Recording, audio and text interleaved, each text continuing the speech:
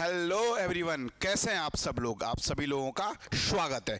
तो फ्रेंड, आज की इस वीडियो में हम लोग बात करने वाले हैं एमपीपीएससी में जो आईटीआई वाइस प्रिंसिपल, प्राचार्य, सहायक संचालक की जो वैकेंसीज निकाली है इसके बारे में कि टोटल कितनी पोस्टें हैं और डिफरेंट जो है कैटेगरी वाइज क्या पोस्टें हैं और किसके लिए जो है किस स्टूडेंट को इस एग्ज़ाम की तैयारी करनी चाहिए, क्या अदर स्टेट के स्टूडेंट अप्लीकेबल हैं, इसके बारे में बात करेंगे।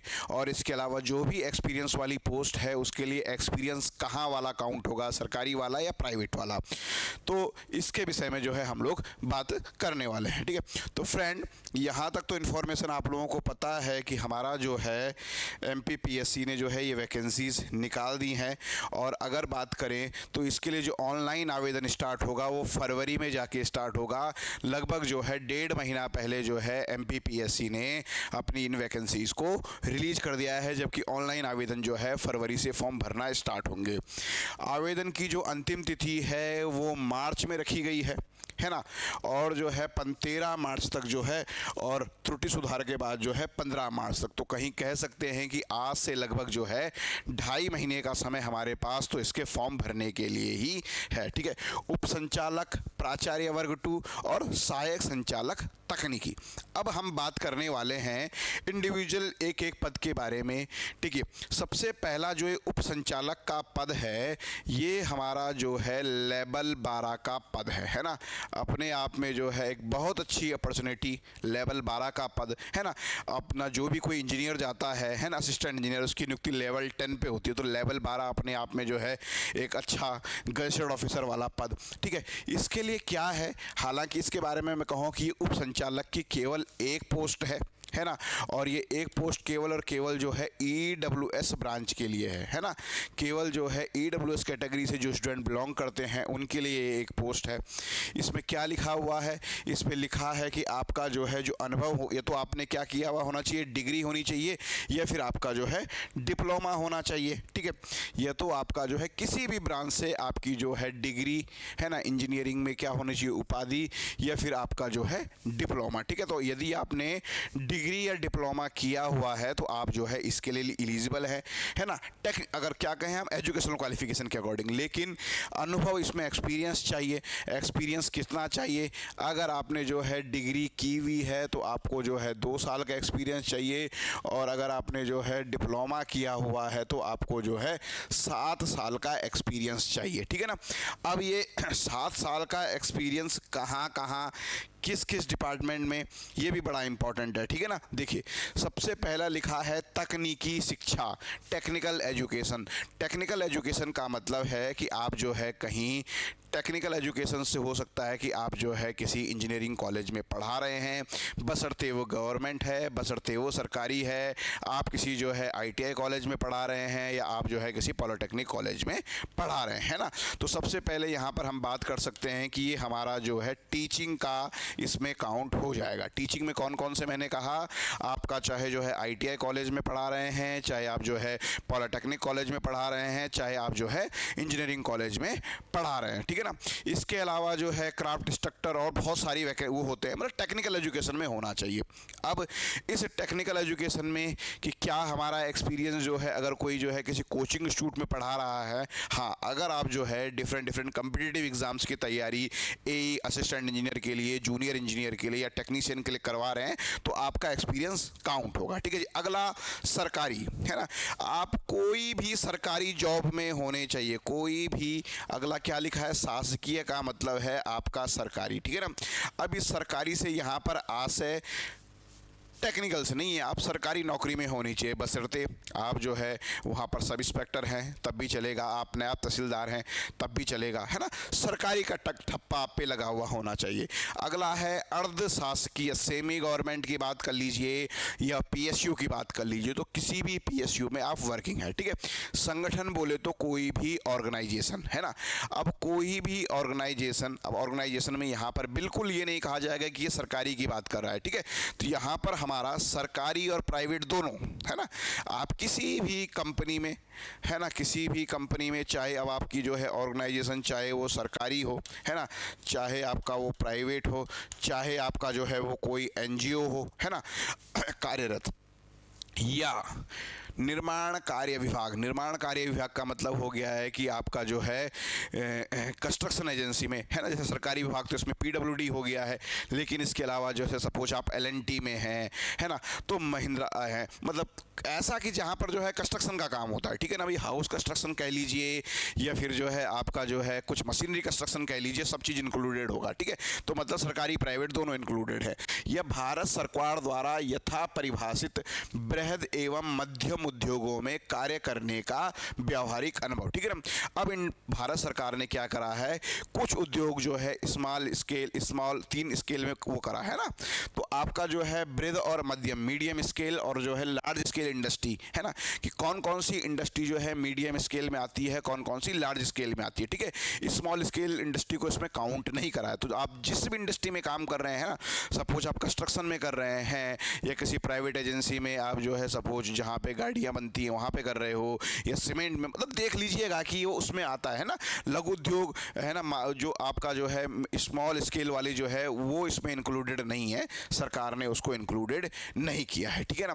का आपको जो है व्यवहारिक अनुभव होना चाहिए, ठीक है। इसके साथ जो यहाँ पर उसने कहा है, उपाधि धारक के लिए 2 वर्ष और डिप्लोमा वाले के लिए जो है 7 साल का अनुभव होना चाहिए। अनुभव टीचिंग का हो जाएगा, सरकारी का हो जाएगा, सरकारी या प्राइवेट का हो जाएगा, है ना। अगर कहाँ पर है, कोई आप संगठन में है, निर्माण कार्य में है, ठीक है। इसके अलावा जो है जो इंडस्ट्रीज़ हैं, प्राइवेट इंडस्ट्री, उस इंडस्ट्री में जो है लार्ज और मीडियम स्केल इंडस्ट्री है, तो वहाँ का आपका अनुभव काउंट हो जाएगा, ठीक है। लेकिन इसमें थोड़ा सा ये है कि इसमें केवल पोस्ट 1 है, तो है ना, इसमें अगर आप इस एलिजिबल होते हैं तो ठीक है, नहीं एलिजिबल होते हैं तो फिर आपके लिए जो है दूसरी वैकेंसी ये वाली है ना, प्राचार्य 2 वाली वैकेंसी है। इस वैकेंसी में सबसे अच्छी बात ये है कि इसमें जो है बीटेक और डिप्लोमा दोनों एलिजिबल है ना। आपने बीटेक किसी भी ब्रांच से किया है या फिर आपने जो है डिप्लोमा किसी भी ब्रांच से किया है, तो आप दोनों जो है इसमें एलिजिबल हैं, ठीक है। मज़े की बात यह है कि बीटेक वाले को यहाँ पर अनुभव की आवश्यकता नहीं है ना, उसे कोई भी एक्सपीरियंस सर्टिफिकेट की आवश्यकता नहीं है। मतलब बीटेक वाला जो है हमारा फ्रेशर भी जो है इसमें अप्लाई कर सकता है, बीटेक का फ्रेशर भी जो है इसमें अप्लाई कर सकता है। अब बात करें अगर डिप्लोमा के लिए, तो बट डिप्लोमा के लिए जो है क्या है जी, डिप्लोमा को यहाँ पर कितने साल का अनुभव चाहिए, डिप्लोमा को यहाँ पर जो है 5 साल का अनुभव चाहिए, ठीक है ना जी।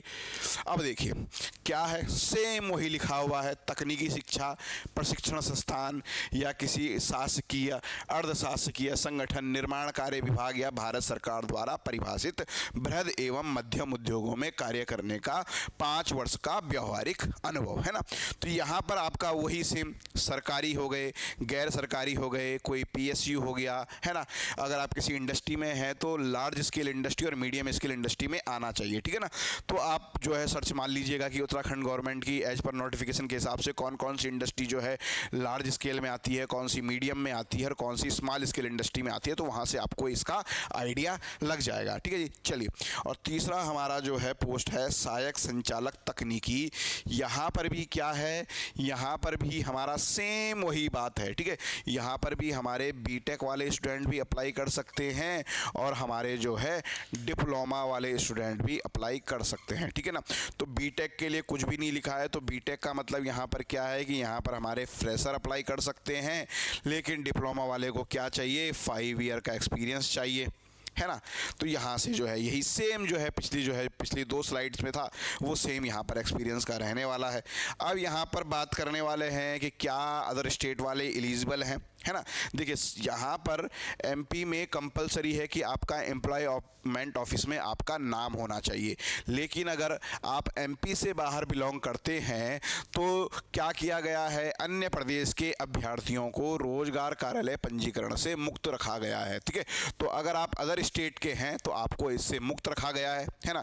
अब अदर स्टेट वाले को फॉर्म भरना चाहिए नहीं भरना चाहिए ये भी मैं बताऊंगा, क्योंकि उसके लिए केवल एक वैकेंसी है, उसको हम चलो आगे डिस्कस करेंगे। और बाकियों के लिए क्या है, जो एमपी से बिलोंग करते हैं तो प्लीज़ वो इसको ज़रूर करवा दीजिएगा, है ना। फॉर्म भरने की लास्ट डेट तक आप इसे करवा दीजिएगा। आप ये इंतज़ार मत करिएगा कि जब इंटरव्यू की कॉल आएगी तब मैं करवाऊंगा, है ना, क्योंकि अभी 2.5 महीने का समय है। तो आप जो है अपना पंजीकरण करवा दीजिए। क्या होना चाहिए, क्या कह रहा है कि वांछित दस्तावेज भिजवाने की अंतिम तिथि तक, है ना, साक्षात्कार हेतु जब आपको इंटरव्यू का बुलावा आए तो उससे पहले तक आपका जो है जीवित पंजीकरण प्रमाण पत्र अनिवार्यता प्रस्तुत करना होगा, है ना। तो उसका इंतजार मत करिएगा, अभी 2.5 महीने का समय है, तो अपना पंजीकरण आप करवा दीजिएगा, ठीक है। इसके अलावा जो सरकारी सेवा में, किसी निगम में, किसी मंडल में, किसी उपक्रम में, किसी आयोग में, किसी बोर्ड में, किसी विश्वविद्यालय में, स्वशासी संस्था में है ना, नगर सैनिक अभ्यर्थी है, उन्हें क्या किया गया है, उन्हें जो है इससे छूट दी जाती है, लेकिन उन्हें जो है क्या करना पड़ेगा, उन्हें जो है अपना एनओसी प्रस्तुत करनी पड़ेगी अपने डिपार्टमेंट से कि मैं इस वैकेंसी के लिए भर रहा हूँ, हमको कोई आपत्ति नहीं है, हमारा लड़का जो है इसका व्यवहार बहुत अच्छा है और आप लोग जो है इससे फॉर्म मतलब इस तरह से आपको जो है एनओसी देनी पड़ेगी। अब आते हैं जी बात यहाँ पर सीटों की बात। देखिए सीटों की बात देखें तो थोड़ा सा चीज़ें जो है निराश कर सकती हैं, ठीक है ना। उप संचालक जो हमारा जो है लेवल 12 वाली पोस्ट है, देखो जी, है ना, ये वाली जो पोस्ट है, लेकिन इस पोस्ट में मज़े की बात क्या है कि इस पोस्ट में हमारा जो है क्या है, हमारी जो ये पोस्ट है ये ईडब्ल्यूएस के कैंडिडेट के लिए है, और ईडब्ल्यूएस में भी ये जो पोस्ट है ये हमारे जो है पीएच कैटेगरी के लिए है ना। ईडब्ल्यूएस में भी पीएच कैटेगरी के तहत है। तो देखिए इस पोस्ट में क्या होता है कि अगर देखिए अगर पीएच कैंडिडेट नहीं मिलता है तो हमारा जो है ये ईडब्ल्यूएस के मतलब ईडब्ल्यूएस के लिए ओपन हो जाएगी, और अगर ईडब्ल्यूएस का भी कैंडिडेट नहीं मिलता है तो ये वैकेंसी जो है जनरल के लिए भी आ सकती है, यूआर के लिए भी आ सकती है। लेकिन क्या है, सबसे पहला हक इसमें ईडब्ल्यूएस के जो है पीएच कैंडिडेट का है। अगर पीएच कैंडिडेट नहीं मिलता है तो ईडब्ल्यूएस के कैंडिडेट्स का है। अगर ईडब्ल्यूएस कैंडिडेट भी क्वालिफाई नहीं होता है तो ये वैकेंसी जो है हमारी जनरल यूआर के लिए जा सकती है, ठीक है। चलिए अगला अगर हम देखें प्राचार्य द्वितीय श्रेणी का, तो इसमें देखिए अनरिजर्व की 3 सीटें हैं, एससी की 2 सीटें हैं, एसटी की 3 सीटें हैं, ओबीसी की 3 सीटें हैं और ईडब्ल्यूएस की जो है 2 सीटें हैं। टोटल हमारी यहाँ पर आप देखोगे तो इसमें 13 वैकेंसीज यहाँ पर हैं, ठीक है ना। 13 वैकेंसीज में से अगर कहें तो अभी इस वैकेंसी को आप ये मान लीजिए कि ये जो है होल्ड पे कुछ रखी गई है, तो 12 पोस्ट जो है हमारी यहाँ पर आप मान सकते हैं, ठीक है। अब इन 12 को समझना, इस 12 की गणित को समझना बड़ा ज़रूरी है। तो देखिए अगर हम यहाँ पर देखें तो टोटल जो है इसमें यहाँ पर इन 12 में से, है ना, और ये सहायक संचालक तकनीकी वाली पोस्ट को भी जो है हम लोग जो है क्या कर लेते हैं, सबको जोड़ के अब बात कर लेते हैं, ठीक है। तो पहली वाली तो जो है केवल इसके लिए तो ईडब्ल्यूएस वाले कैंडिडेट ही एलिजिबल है। तो देख लीजिए जो भी मध्य प्रदेश के ईडब्ल्यूएस कैटेगरी से बिलोंग करते हैं, क्योंकि देखिए कैटेगरी के अंदर एससी, एसटी, ओबीसी, ईडब्ल्यूएस, इसमें केवल और केवल जो है मध्य प्रदेश के कैंडिडेट को ही इसका रिजर्वेशन का फ़ायदा मिलेगा। तो अगर पहली वाली वैकेंसी के लिए अदर स्टेट के बच्चे सोच रहे हैं कि उनका कोई चांसेस है, तो उनका चांसेस केवल इस कंडीशन में बन सकता है और किसी कंडीशन में जो है उनका कोई चांसेस नहीं बन सकता है, ठीक है। अब अगर देखें अनरिजर्व की यहाँ पर 4 सीटें हैं, है ना, सामान्य की 4 सीटें हैं, लेकिन अभी भी राहें इतनी आसान नहीं हैं। क्यों आसान नहीं है, इसमें से भी जो है एक पोस्ट आपकी फीमेल के लिए रिजर्व है, एक पोस्ट आपकी पीएच के लिए रिजर्व है और एक पोस्ट आपकी होल्ड के लिए रिजर्व है, ठीक है। तो कहीं ना कहीं ये जो है इन दो का कन्वर्जन भी जो है जनरल के लिए हो सकता है ना। अगर पीएच कैंडिडेट नहीं मिलता है तो हमारा जो है ये क्या हो जाएगी, ये जो है यूआर में आ जाएगी, और जो होल्ड में है ये भी जो है हमारा यूआर में आएगा। तो कह सकते हैं कि यहाँ पर 3 वैकेंसीज हमारे पास हैं, ठीक है। चलिए अब अगर हम बात करें ओबीसी के, तो ओबीसी में जो है 2 सीटें हैं, उसमें से जो है एक फीमेल के लिए रिजर्व है, दैट मीन्स मेल के लिए 1 सीट है ना। तो यहाँ से आप देख लीजिए कि क्या जो है मतलब इक्वल अपॉर्चुनिटी है। अब यहाँ पर एससी में देख लीजिए, एससी में भी 2 सीटें हैं, 2 सीटों में से 1 सीट फीमेल के लिए रिजर्व है, 1 सीट मेल के लिए रिजर्व हो गई, है ना। एसटी में बात करें तो 3 सीटें हैं, 3 सीट में से 1 सीट फीमेल के लिए है, 2 मेल के लिए है ना। और ईडब्ल्यूएस की अगर हम बात करें तो 1 सीट तो फीमेल के लिए है और 1 सीट जो है पीएच कैंडिडेट के लिए है ना। जबकि ईडब्ल्यूएस की अगर हम टोटल सीटें देखें तो टोटल जो है हमारी 4 सीटें हैं। 4 में से मतलब आपका जो है 2 सीटें तो यहाँ पर हो गई हैं जो यूआर मतलब ईडब्ल्यूएस के मतलब ईडब्ल्यूएस कैटेगरी के लिए हैं, बट ईडब्ल्यूएस के अंदर जो सब कैटेगरी है फीमेल और पीएच उसके लिए वहाँ पर हैं। ठीक है, तो यहाँ से देखने में चीज़ों को लब्बो लबाब को देखने में बाहर वाले स्टूडेंट के लिए फ़िलहाल के सिनेरियो में 2 से 3 पोस्टें हैं जिसके लिए वो एलिजिबल है। तो आप देख लीजिएगा, है ना। आने वाले समय पे मैं इसके सिलेबस के लिए के वीडियो भी बनाऊंगा और किस तरीके से एग्ज़ाम की तैयारी करनी है वो वीडियो भी मैं आपके लिए बताऊंगा। तो बाहर वाले स्टूडेंट जो हैं वो देख लीजिए, है ना, कंपटीशन कितना टफ है ना। टफ इन द सेंस कि 3 वैकेंसी हैं उनके लिए। तो अगर उन्हें लगता है कि वो अच्छे से मेहनत करें, इस एग्ज़ाम को क्रैक कर सकते हैं, तभी उन्हें जो है इस एग्ज़ाम की तैयारी करनी चाहिए। ठीक है ना, मेरा ऐसा मानना है। देखो 3 वैकेंसी हैं, अपने आप में 3 वैकेंसी बहुत होती हैं क्योंकि सिलेक्शन करने वाले को केवल 1 वैकेंसी चाहिए। दूसरा, यहाँ पर जो मुझे चांसेस भी लगते हैं कि क्या ये वैकेंसी इंक्रीज हो सकती है, इसमें भी मतलब मैं चाहूँगा कि आप लोग जो है पर्टिकुलर जो है इस डिपार्टमेंट को लिखें। तो वैकेंसी इंक्रीज इसलिए भी हो सकती हैं क्योंकि पुरानी जो है हमारी 78 पोस्ट आई थी 2022 में। अब उन 78 पोस्ट के लिए अभी इंटरव्यू होना बाकी है और कुछ कैटेगरी वहाँ पर ऐसी हैं कि जहाँ पर जो है उनको कैंडिडेट मिलेंगे भी नहीं। कैंडिडेट क्यों नहीं मिलेंगे, ये बात मैं क्यों कह रहा हूँ, क्योंकि जो इसका एग्ज़ाम था, इसके एग्ज़ाम में सेक्शनल कट ऑफ थी। आपका मध्य प्रदेश का जीएसजी के आया था 50 क्वेश्चंस और 100 क्वेश्चंस आपके आए थे टेक्निकल के। टोटल 450 मार्क्स का आपका ये था और 40% सेक्शनल कट ऑफ रखी थी, है ना। तो डेट मीन्स आपको 50 में से 50 अगर हैं तो 150 हैं, तो 150 में से आपको जो है कितना, आपको जो है 20% बोले तो आपको 30 मार्क्स लाने थे। तो वहाँ पर स्टूडेंट फेल हुए थे इस एग्ज़ाम में, तो जिस कारण जो है बहुत सारी कैटेगरी में बच्चे नहीं पहुँचे होंगे। तो कहीं ना कहीं आप लोग अगर थोड़ा सा एफर्ट लगाएं अपने एंड से तो ये वैकेंसीज वहाँ से बढ़ सकती हैं, है ना, क्योंकि पदों की संख्या थोड़ा बहुत घटाई या बढ़ाई जा सकती है। तो अगर ये कंसिडर कर दिया जाए कि जो पुरानी वैकेंसीज वैकेंट रह जाती हैं उनको इसके साथ अगर जोड़ दिया जाता है तो एक गोल्डन अपॉर्चुनिटी बन सकती है आप लोगों के लिए। लेकिन इसके लिए आपको जो है एक एफर्ट करना पड़ेगा अपने एंड से, जो है चाहे जो है इस डिपार्टमेंट को पर्टिकुलर या जो है आप जो है एमपीपीएससी को जो है मेल लिख सकते हैं, इस बात को कह सकते हैं। ठीक है, हालांकि एमपीपीएससी ने साफ कहा है कि वैकेंसी के रिगार्डिंग बात जो है आप कंसर्न डिपार्टमेंट से करिए, हमारा इससे कोई लेना देना नहीं है, हमारा काम तो एग्ज़ाम करवाना है। ठीक है, फिर भी इसके बाद जो है बात समझ में आई अनरिजर्व के लिए। अब देखिए ओबीसी के लिए तो जो मध्य प्रदेश से बिलोंग करते हैं उन्हें तो भरना ही है। देखो 1 सीट है मेल के लिए, 1 सीट फीमेल के लिए। तो गर्ल्स के लिए मतलब यहाँ पर मैं देखना चाहूँगा, जो मैंने चीज़ों का लब्बो लबाब देखा कि एमपी के गर्ल्स के लिए बहुत गोल्डन अपॉर्चुनिटी है ना। मतलब सीटें भले ही आपको दिखाई दे रही है, 4-5 सीटें दिखाई दे रही हैं, लेकिन कहीं ना कहीं आप देखिए जो हमारा जो है ओबीसी की जो फीमेल है, ओबीसी की फ़ीमेल जो है जनरल फीमेल में तो खैर नहीं जा सकती है ना, बट लेकिन जो है खैर जा सकती है जो है आयोग के रिजर्वेशन के अकॉर्डिंग, क्योंकि इसमें हॉरिजॉन्टल और वर्टिकल रिजर्वेशन वाला पंगा होता है ना, बट जा सकती हैं। तो यहाँ से आप देखिएगा कि ये चीज़ें तो हैं, वैकेंसी थोड़ा सा कम है, लेकिन अगर आप जो है डेडिकेटेडली होकर तैयारी करेंगे तो आप लोग जो है इसको ईजिली एग्ज़ाम को क्रैक कर सकते हैं ना, क्योंकि यहाँ पर टेक्निकल और नॉन टेक्निकल दोनों आता है। सिलेबस थोड़ा सा ऐसा है कि आपको जो है सारी ब्रांचेज पढ़नी है, जनरल इंजीनियरिंग पढ़नी है, तो इसलिए है ना, तो इस चीज़ का जो है आप ध्यान रखिएगा। और यहाँ पर ये पॉइंट भी बड़ा इंपॉर्टेंट है कि आपकी जो इस वैकेंसी के लिए अप्लाई करने के लिए जो आपकी जो एज है वो 40 वर्ष से अधिक नहीं होनी चाहिए। ठीक है, ये पॉइंट भी इसने बड़ा अच्छा लिखा हुआ है कि क्या अगर जो है महिला अभ्यर्थी नहीं मिलेंगे तो उस सीट को जो है फीमेल वाली को जो है मेल में कन्वर्ट कर दिया जाएगा। ठीक है, जो पॉइंट मैं आपको बताया अभी था। इसके अलावा जो है क्योंकि अब जो रिजर्वेशन की बात होगी वो अगर एससी, एसटी, ओबीसी या ईडब्ल्यूएस है या फिजिकल हैंडीकैप्ड है तो आप ये मान के चलिए कि वो जो है एमपी का ही निवासी होना चाहिए, तभी जो है उसके रिजर्वेशन का फ़ायदा है। अगर आप किसी और स्टेट से बिलोंग करते हो तो आपको जो है as a you are unreserved category में आपको जो है कंसिडर किया जाएगा। ठीक है, तो यहाँ से मतलब ये एक अपॉर्चुनिटी बन सकती है। ये पॉइंट भी एमपी में जो है बड़ा रोचक लगा कि अगर आपके जो है 3 बच्चे हैं तो आप लोग जो है इस वैकेंसी को नहीं भर सकते हैं, है ना। आपको बच्चे 2 ही अच्छे वाला सिद्धांत यहाँ पर लागू होगा।